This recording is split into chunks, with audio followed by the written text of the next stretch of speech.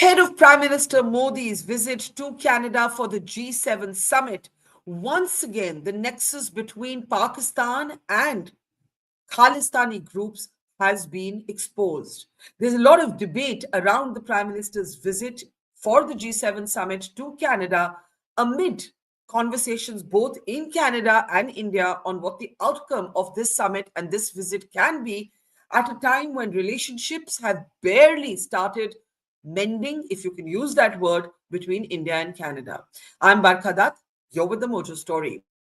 On the program today, we look at how to read these images from Canada. Yet again, separatist groups, terrorist groups affiliated to Khalistan have taken to the streets in Canada just days ahead of Prime Minister Modi's visit to Canada for the G7 summit. These images have exposed the Pakistan-Khalistani nexus, but the meeting also comes at a time when relationship between India and Canada remains strained.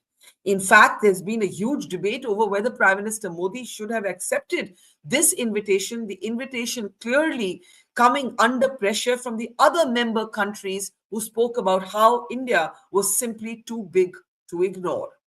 What might happen on the sidelines of this visit? How do we read the India-Canada equation? And what about Canada's continued patronage of Khalistani groups? Let me introduce our guest today as we continue to look at what the images tell us about Pakistan, Khalistan, and Canada's role in all of this. My colleague Zafar Iqbal is with us as well. Zafar, welcome to the program. Kushal Mehra, one of the most outspoken voices against the Canada-Pakistan-Khalistan nexus, because actually that's what it is with us. We're also joined by Daniel Boardman. Daniel, as a Canadian, has been calling this out again and again and again. Has anything changed with the new leadership at the helm of Canada? We'll find out. Sanjay Lazar is with us. Sanjay is, of course, a victim of the Kanishka bombing. He lost his entire family in that bombing, and he's been traveling through these countries trying to create awareness of justice for the victims of the Kanishka bombing. How did that go? Is anybody paying attention, or does this continue to be a lonely struggle? We'll find out in a moment from now. And also joining us is veteran diplomat, Ambassador Dileep Sinha. Welcome, namaskar, everybody, to the program. Let me start with you, Ambassador Sinha. What do you make? You see, for those of us who've been following this space, the images of Khalistani flags, supported by Pakistani groups comes as no surprise. But seen in the larger backdrop of the Prime Minister's impending visit and the entire collapse in India-Canada relations over this issue, how do you look at it? And how do you look at the Prime Minister's decision to participate? The Canadians coming under pressure. They tried at first to exclude India. The rest of the world, community would have none of it. How do you look at the overall picture, Ambassador Sinha? Well, I would give the new Prime Minister, Mark Carney, the benefit of the doubt. At the press conference where he mentioned about this invitation, he seemed to give a clear indication, without saying so, that he does not wish to carry the baggage of Justin Trudeau. That we have seen in the campaign as well, and the platform on which he was elected. So he did mention that there was consultation. He said that he consulted some of the leaders, and he came to the conclusion that in this conference, a country like India could not be set aside, because he put India's participation in the context of the G7's outreach to developing countries, the democratic global south, on issues like digital networking, these rare earths, their trade, infrastructure. In all these contexts, he felt that a country like India could not be kept out. Now, we all know that the G7 itself is going through a very difficult period right now because of its internal turmoil. And in this situation, perhaps it is important for them to reach out to all democracies in the world. And he mentioned specifically that India is the most populous nation in the world. So India cannot possibly be excluded from any discussion on these important issues. So I think we must give him the benefit of the doubt. He wants to make a break from the past. Yes, there will be problems that we'll have to face with the elements in Canada which are opposed to any kind of relations with India. But we have to, as I said, give the benefit of the doubt to the new Prime Minister and try and make a new beginning. Okay, so is this a new beginning for India, Canada, and can that beginning be made in light of the images, the word sort of deja vu that we have seen on the streets of Canada? Let me first play out Carney's statement on, he was asked questions about why the invite was given to Prime Minister Modi, and this is what he said. We are in the role, Canada is in the role of the G7 chair, and in those discussions, as agreed with our G7 colleagues, include important discussions on energy security, on digital future, critical minerals, amongst others, and partnerships actually in building infrastructure in the emerging and developing world. There are certain countries that should be at the table for those discussions, and in my capacity as G7 chair, consultation with others, some others, make those determinations. India, the fifth largest economy in the world, effectively the most populous country in the world, central to a number of those supply chains, at the heart of a number of those supply chains, so it makes sense. And in addition, bilaterally, we have now agreed, importantly, to continued law enforcement dialogue. So there's been some progress on that. It recognizes issues of accountability. I extended the invitation to Prime Minister Modi in that context, and he has accepted. Right. So let's get reactions. Ambassador Dilip Sinha, before I open it up, like when you hear that statement, he's a little bit on the back foot explaining to sort of the more extreme elements in his community why this invitation was issued. Do you believe that we should have accepted? I think we should have accepted. After all, you must remember that the G7 countries are important for us. We need them both for our economic development and for our various other aspects of our global relations. In this situation, I don't think we should be rejectful of what the invitation and the overture that Mark Carney has made. It is important that we try and put the past behind us. It will not be easy because, as you say, there are very strong, powerful elements in Canada that are opposed to this kind of a relationship. But there's no harm in making an attempt and see if Mark Carney can make a break from the past. Let's open this up. Kushal, do you think Carney is going to make a break from the past, given his very qualified, careful statement and given the images we just saw on the streets of Canada? Well, there are old habits, they die hard. It takes time for old habits to change. As far as Canada is concerned, I think performative outrage is a Canadian art form. And, they are very good at it. They have made a virtue out of obnoxious behavior. And it's been happening over a period of time. Just yesterday, we had the horrific news in Canada of the Holocaust Memorial being vandalized. The Holocaust Memorial. See, this is a country that invites Nazis to a parliament. Then they invite Khalistani rappers to the BC legislature. They might have even sung a song for Bhindranwale. So we don't know. Anything can happen. And they make a virtue out of these things. But you cannot attribute any of that to Mark Carney because you have to remember the Canadian political system. In that sense, is very similar to India. It's very top-down. So if the Prime Minister decides, I want to stay away from this in Canada, people will stay away from it. So it's very clear if you study Mark Carney's campaign. Can you show me one photo of Mark Carney with a Khalistan flag in the background? You cannot. I can show you photos of Pierre Poilievre. I can show you photos of Justin Trudeau and Jagmeet Singh. So he might as well write Khalistan on his forehead. So if we go by that yardstick, Mark Carney is staying away. Similarly, we have an example in the past from a Canadian Prime Minister. That was Prime Minister Harper. He was following the same pattern. Stay away from all these things. And I think we can be cautiously optimistic with Mark Carney as of now. Now, people might say, oh, Sukh Taliwal came in, and made these rabid statements on CBC. I understand all of that. Like I said, the Khalistanis and the Canadian left are, they are a match made in heaven. So they have integrated very much into the system, and remnants of that system are going to be there. And let's see how Carney deals with them over a period of time. We've already seen speeches of Khalistanis making active threats in a couched way. I mean, they think it is couched to the Prime Minister of India. So let's see what it happens. I think I'm cautiously optimistic with Mark Carney on this subject, not on the whole subject of Canada in general. But on this subject, I'm actually cautiously optimistic. Daniel, do you share Kushal and Ambassador Dilip Sinha's cautious optimism? Because the fact is that as long as there is a legitimacy to Khalistani protests, Khalistani statements that target the Prime Minister, that target Indian diplomats, that have open sort of separatism as an agenda, and they're allowed in the guise of free speech, what is really changing? I take Kushal's point that Carney is not Trudeau. I take that point, but is he fundamentally different? Yeah. So to understand Canada, I mean, I agree with my previous commentators here.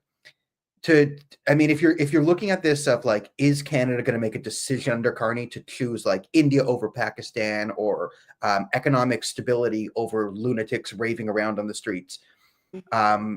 It's not going to be that. Now, I understand because you saw Justin Trudeau in the Trudeau administration. We chose lunatics on the streets, waving swords, screaming nonsense over economic prosperity. That was a Trudeau thing, right? That was Trudeau. We value terrorism over Canada. Like that was very front and center. Mark Carney, it's going to be, I'll deal with everyone. So now instead of like, listen, Modi was a villain to Justin Trudeau, Jagmeet Singh. And if there was like some cannibal in Liberia who went around murdering and eating gay people, but said, my goal is to overthrow Western civilization because of colonialism, he would have been welcome in Canada as a LGBTQ human rights activist. Like that's kind of where our brains are at. Now, everyone's kind of on the same level. Do you have money? Do you have this? Carney will play with you. And I think the more significant thing, like to understand Mark Carney, right, so last week, at the beginning of Eid, he gets up and does the whole thing, Muslim values are Canadian values, and everyone panders. But the organization he did that in front of, the Muslim Association of Canada, is openly Muslim Brotherhood. On their own website, they say, we're based on the values of Hassan al-Banna, the founder of Muslim Brotherhood. Used to say Muslim Brotherhood on the website. They changed it a little bit, but they're hardcore Muslim Brotherhood. They're a big problem with our trying to build alliances. And Trudeau ran into this, where he would embrace the Muslim Brotherhood, the most radical Islamic faction in Canada, and they'd go to countries in the Gulf and be like, I love Muslim. But then he would run into this fact that they wouldn't want to deal with him because they were against the extremists that he's propping up. So this was the not understanding. Mark Carney 1 week goes and does the, I'm here with the Muslim Brotherhood, but then he also invites Mohammed bin Salman to the G7 as well, who Justin Trudeau also got into a tiff with. I mean, there's not a country in the world that Justin Trudeau didn't start something with, or a country that Canada needed. It's like, listen, we started stuff with every single country. We got into with the Philippines somehow, Saudi Arabia. It was a real masterclass in diplomacy. Yeah. But now, so we're inviting, we're hanging out with the Muslim Brotherhood, but then we're also inviting Mohammed bin Salman, who came to power by basically culling the Muslim Brotherhood, even in his own family. So it's sort of, the Carney mentality is sort of like, okay, you got $1 billion, let's play. You could be a cannibal warlord in Liberia, but if you have money, you can play. And you could be Indian, you can have real economic growth, and you can play. So what does that mean for Indian interests?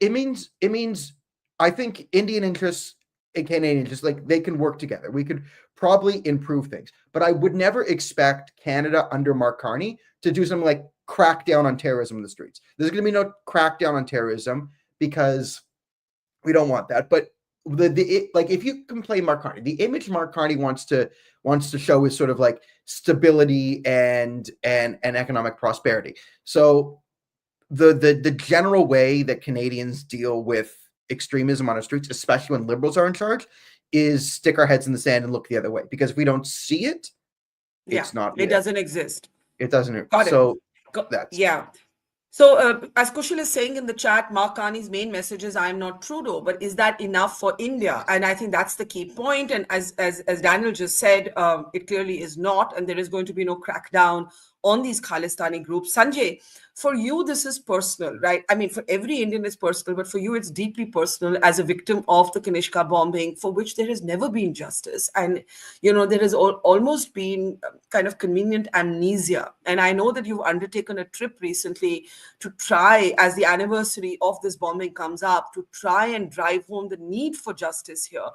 Tell us a little bit about your experience. I also know that you firsthand witnessed the role of Pakistan, the nexus between Pakistan and these Khalistani groups. You saw Pakistan organized buses, basically herding Khalistani protesters into vehicles and driving them to, to Yes. the press club. So talk a little bit about what you saw, Sanjay.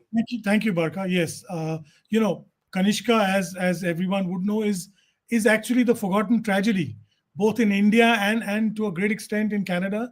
We've never got justice, and people have not really been brought to account for what happened.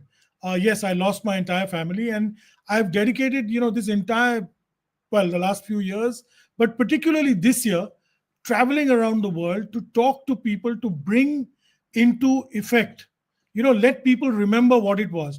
There was an event, of course, Kushal was there in just outside Toronto, in Hamilton, on the Kanishka. There was a 2-day seminar. There was another event I went to Ottawa for. There was in Washington, D.C., at the National Press Club. And this is strange, because also, I mean, coincidentally, we had Dr. Tharoor. Is this the picture, the one on your screen? Yes. In fact, there are more pictures. There's a video as well. And can we please play the video? Can you pull up the video, please? Yeah, go ahead, Sanjay. I didn't know who the guy was, busing them to the National Press Club in DC on 14th Street.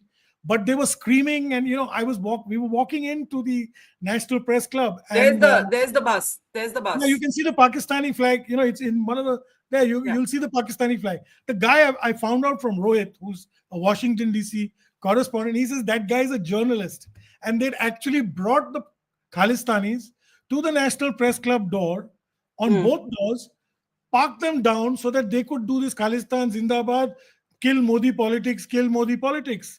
And of course, Dr. Tharoor and company, were after us. They were doing their. Yeah. So this is, it's very clearly, and if I remember, Terry Milowski had written many years back, that Khalistan is a Pakistan project. It's an ISI project. And it's become so clear and evident because these guys were there. There's a Pakistani flag. I just seen the video that you've shown in Vancouver. It's got the same in Calgary. It's got the same Pakistani flag. So they're out in the open with what they're doing. And they've got the finances, the encouragement, everything coming. And incidentally, also the Sikhs for Justice, Pannun's office is one floor below in the National Press Club. I'm sure you're aware. Room 1111. Yes, he's there. So they started gearing the building, trying to, scare people away. But I don't think it worked. People went away with both events and it was, absolutely trouble-free. But this raises the important point. Why isn't the United States looking at this? There were Homeland Security people at both the events. There was obviously the, intelligence agencies, which I don't want to get into. But no one points out that, you can see Pakistan's brazen support and brazen encouragement of these guys. And yet, no action, nothing happens.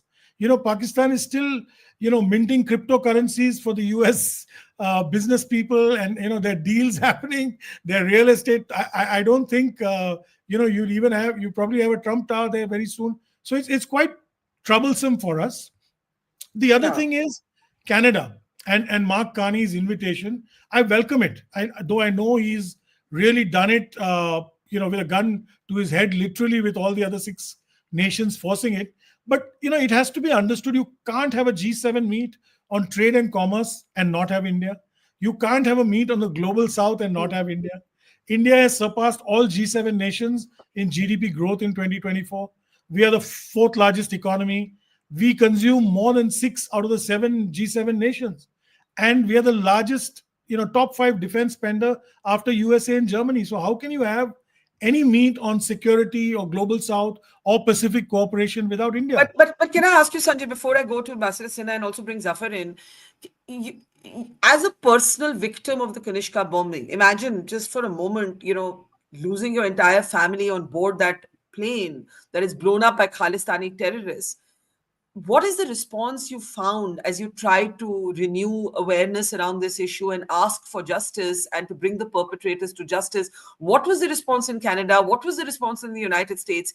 And there is also this question which I want to put to Ambassador Sinha of the US role in this, because even when it comes to the Niger issue or the documents placed in a court in the Gurpatwant Singh case, there is an American role in this, which we should talk about. Well, Barkha, I got a tepid response in Canada. It was the first, and I sensed fear. There is still large-scale fear about anybody talking about Kanishka or Khalistani role in it. And the only people I found were, strong Indian Hindu groups who know Kushal and Daniel very well, who are bold enough to speak about it.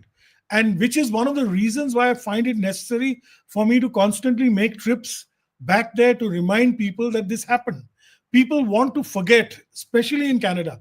I'd say that of India as well. I have not seen any action from my government in 40 years, frankly. I've been writing letters to a number of prime ministers and ministers. I've not seen that. But in the US, I saw a very, very interesting uptick of people wanting to know more. And when I say uptick, I meant from a governmental agent angle. They want to build up more information on the Khalistani groups.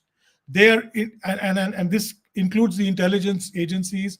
They want to get more information about who the sleeper cells are. They have now realized that they're not only controlling arms and ammunition, but drugs. And that's their new funnel, their new pipeline for funding. So there's great interest. There is interest. And I've been invited back, hopefully in the next few months. I will be traveling back and forth, up and down between North America and India, trying to do this. So thanks for sharing that. Ambassador Sinha, if I can bring you in, and then Zafar after that. The American role, right? Carney was also pushed on the whole Niger case, and he kind of ducked those questions. Where do you see that playing out? And given that Daniel, Kushal both make the point that Carney's distinction right now is only to say, I'm not Trudeau, that's an improvement, but is it enough? If Khalistani groups are going to continue to flourish, what changes for India? You see, when Mark Carney said at that press conference that there is a dialogue on law enforcement taking place in India on issues like accountability, I think we should take up on this point and then bring in all this accountability of Kanishka bombing, all the activities of the Khalistani terrorists there. We must hold these countries accountable for their actions also. We cannot simply be on the defensive and talk about the allegations that they are making. So we have to do our homework. And if the Pakistani embassy is involved in Khalistani activities over there, we must get the evidence out. After all, in the case of Operation Sindoor, where we sent out these large delegations across the world, who are trying to highlight Pakistan's role in terrorism and in promoting terrorism against India. This is what we have to highlight. And if this has been done at the level of parliamentary delegations, we should also do it at the level of the official level talks that are taking place, whether with Canada or with the US. And we should take up these matters with these countries and do our homework, get the evidence out and produce it before them. And we have to hold them responsible for their actions as well. Zafar, you spent a long time covering both Jammu, Kashmir and Punjab. And in Punjab, there is a kind of peculiar paradox that we are confronted with. All surveys, there are Pew surveys that show there is zero traction. Well, I won't say zero, but minuscule traction for Khalistan in Punjab, right? Minuscule traction. I think more than 95% of people in the Pew survey said we have no engagement with the Khalistan issue. But you have mass migration to Punjab. And I think Kushal, one of the things he had said at one point, and I'd be curious to know where he stands today, is stop sending our students there. But you have families, everybody has a relative there, and it becomes very difficult, even, compared to India, Pakistan, where there is no active engagement between India and Canada. There are families, you have everybody in Punjab has somebody studying in Canada, somebody working in Canada. How do you see what the issues involved here are? The point is, when you go to Canada, when you go to Punjab and for reporting and all that, you see that half of the Punjab is already left for abroad and the other half is aspiring to go. This is the reality in Punjab. So, Yeah. so the problem is that all these people who go to Canada for jobs, for other purposes, they sort of get brainwashed there. As you were rightly pointing out, Kushal made a good analysis of this in our in the last debate discussion that we had. That this is Yeah. the problem. That when these youngsters go there for studies, for other purposes, that's the time when the problem arises, and people have to be more careful about them. But also the fact is that Kushal had only pointed it out that it is the ecosystem that works there. It does not matter which government is in power, who is leading that country. That really does not matter, and that is the fact when you see Khalistanis openly out that rally and people carrying Pakistani flag. But there can be no bigger evidence than this. If the Prime Minister of Canada is serious, then at least he should have some sort of an arrangement, some sort of a system in place to stop these things from happening just before the Prime Minister of India is going to visit that country, and that does Yeah. not seem to be true. Yeah, I think this is a very important point. Does India just ignore these images? Kushal, let's bring you in. Why are you cautiously optimistic? Why? Kya badla hai? Well, I'll give you 2-3 examples of what has changed. What has changed is that Carney calling Modi has led to nothing less than a mini meltdown in Canadian Khalistani circles. How do we know? We follow these people, right? They have special love for me. So everything I say, they will write Nietzsche. They have their standard 4 anti-Hindu slurs. They will use their, one involves urine, one involves cow dung, one involves something else. And it's always there. Every message of mine will have those 4 slurs. So there is nothing sort of less than a mini meltdown over here.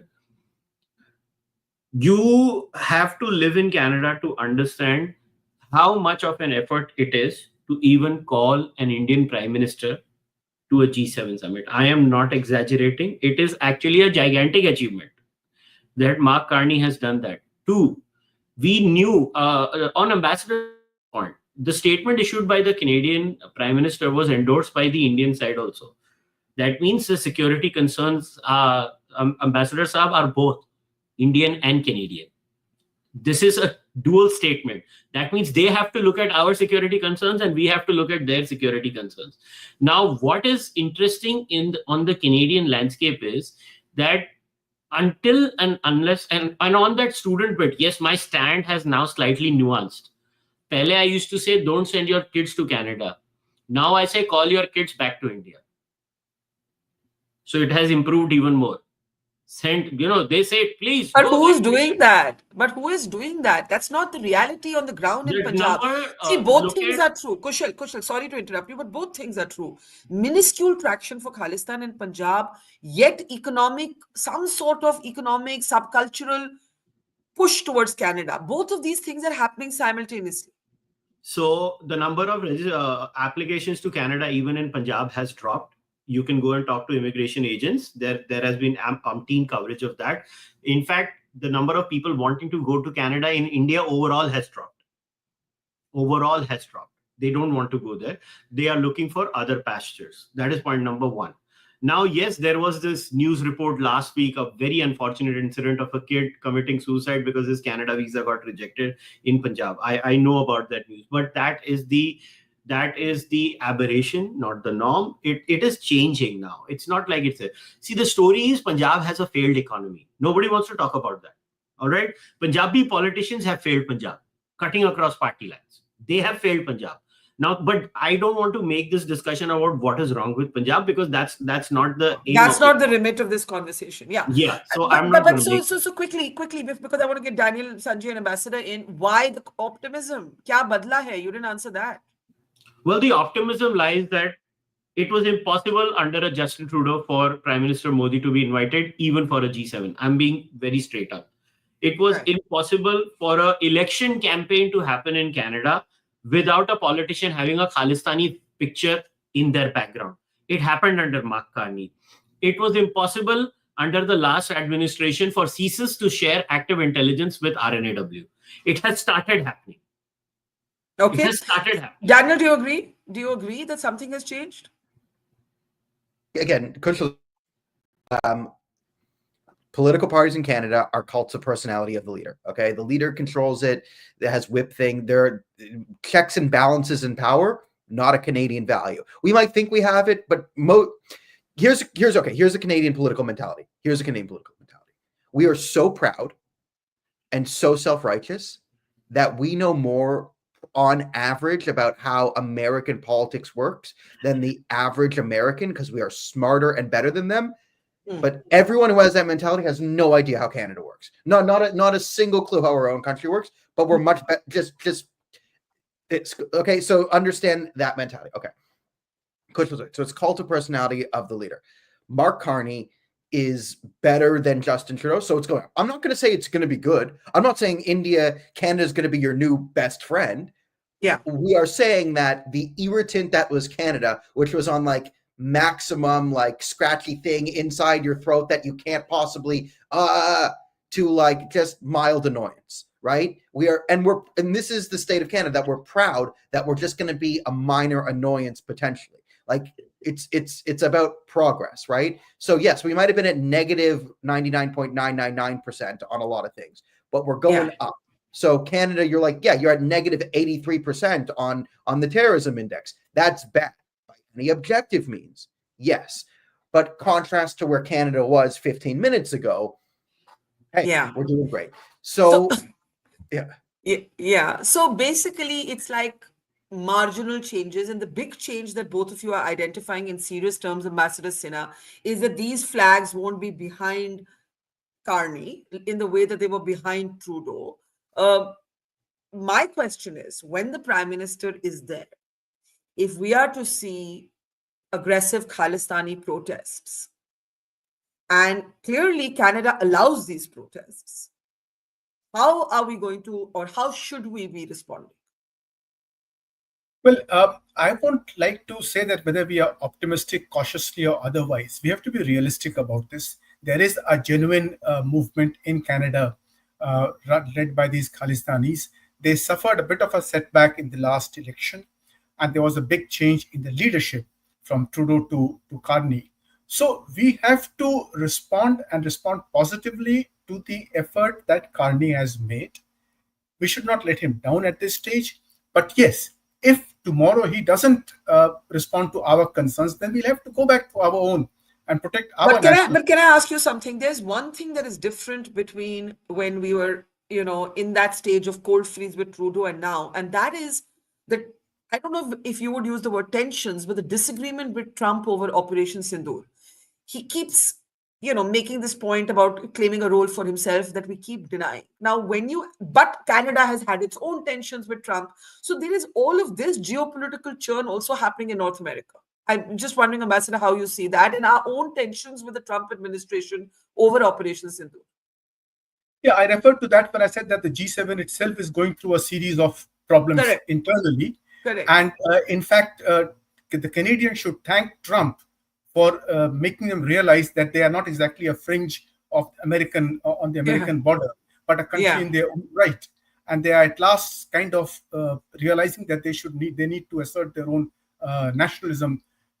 So they should thank Trump for that. But what we have to look at is that G7 countries are important for us. They are our largest markets. They are our largest trading partners. We need them for our economic development. And if Carney has invited us today, we should respond to his invitation and take it at its face value and move along on the dialogue on terrorism and the Khalistani activities. By all means, we should push them and press them for action. But on the economic front, we should cooperate with them and see how far we can go. Their internal problems in the G7 are important, and that is one of the reasons why other countries are reaching out to countries like India, because they are reaching out to other democracies. There's the Ukraine war. There's Zelensky will be there at this summit as well. So they have serious problems that they are facing. And India can be a country of some importance because of our international standing, our participation in the global supply chains, and the fact that we want to increase our performance in this. But we cannot possibly increase our performance in supply chains without reaching out to the G7. So we have to realize that. Sanjay, let's bring you in at this point. You also spoke about the loneliness of this of the Kanishka battle vis-a-vis successive Indian governments, our governments, right? And I think that's worth also underlining. Like, Prime Minister's there. I mean, maybe he can make a public comment about what happened to, and this is not only about the BJP, this has been every government. It's been, as you said, a buried headline. Just last thoughts from you, Sanjay. Well, I've written to both the Prime Minister as well as the Foreign Minister, and I hope they take it up. But one very important point on how Carney has changed things. For the first time this year in 40 years, we will have the Canadian and the Irish embassies having a memorial in Delhi, a service which they've never had before. And the Indian government officials and Air India are likely to attend it. And it's made, it's a significant change. I can see Carney is changing things, trying to change, and he needs us desperately. I do believe there is a trade deal likely to happen in the next few months from the sources I've heard in both Canadian and Indian governments. So don't be too off the mark. He's going to control things. I think he's got to make a difference to show. And one other important point we missed. Not only Carney invite, P.A. Poilievre has also approved this invitation and made a comment that we need to sell our gas because America is breathing down our neck. So, it's a very important thing. I think this news about the memorial is extremely significant because it's never even been acknowledged, frankly. So I think that's good work done by you and everybody who's working on this. Zafar, before I give Kushal a quick last word, if you want to come in with what you think might be the key concerns while Prime Minister is there. I think the law enforcement conditions that have been put by Canada should apply both ways. As Sanjay ji was saying, that making people aware about Kanishka is a big thing in itself. If Canada has concerns, so has India. The way that these Khalistanis are openly going about making rallies and glorifying the killers of a former prime minister, giving open threats that they will shoot down a flight. Threats cannot be bigger than this. So this law enforcement conditions, I think, should apply both ways. We can't only see them from the prison of Canada. Yeah. Kushal, just a quick comment before we close, picking up on Sanjay's point that Carney needs India. There is an economic dimension to this. Carney doesn't need India. Canada, right. Canada I should needs say India. Canada. Yes. Justin Trudeau, see, his legacy is undoing everything good about Canada. I want to reiterate, this is a beautiful country with amazing people. What Justin Trudeau and Jagmeet Singh did to Canada in 9 to 10 years is something that is going to be studied on what not to do. If the book was ever written, what not to do in politics, the photo should be Justin Trudeau and Jagmeet Singh. They destroyed a country that is so amazing. Yeah. And just look at the economic parameters, in all the OECD nations or other parameters. Canada is the worst of all of these big nations. Canada is doing worse in every parameter. For Carney, this is a Herculean task. He will have to mend his relations with India because Trump is Looney Tunes. I don't know what Trump thinks in the morning, what he says in the evening. What was that line in साधु और शैतान में, वो शादी किसी करती है, प्यार किसी और से करती है और उसके दिमाग में कोई तीसरा होता है. That is Donald Trump. Yeah. Nobody knows what Trump thinks. So to me, this is why the relationship will improve, because Carney is a very practical man. And remember, $29 billion of Brookfield were invested in India. Never forget that. Well, I just think that we will watch out as Indians to see whether Canada can enforce the basic respect that is due to the Indian Prime Minister when he's there, what kind of shape and form the Khalistani protests in courts will take, backed by Pakistan, on the sidelines of this G7 summit. All of you seem to agree that the Prime Minister should have accepted this, that it's a significant thing, that there was a meltdown that is continuing in the pro-Khalistani networks of Canada. So I think, as they say, watch this space. Thank you very much, gentlemen, to Daniel, to Sanjay, to Ambassador, to Kushal, to Zafar. Thank you. And we'll keep a close eye on that G7 summit. Keep watching the Mojo Story. Thank you and see you soon. It's great to see you here. Thank you for watching our work. If you haven't subscribed yet, don't forget to click the bell icon and subscribe to Mojo Story and support independent, robust journalism.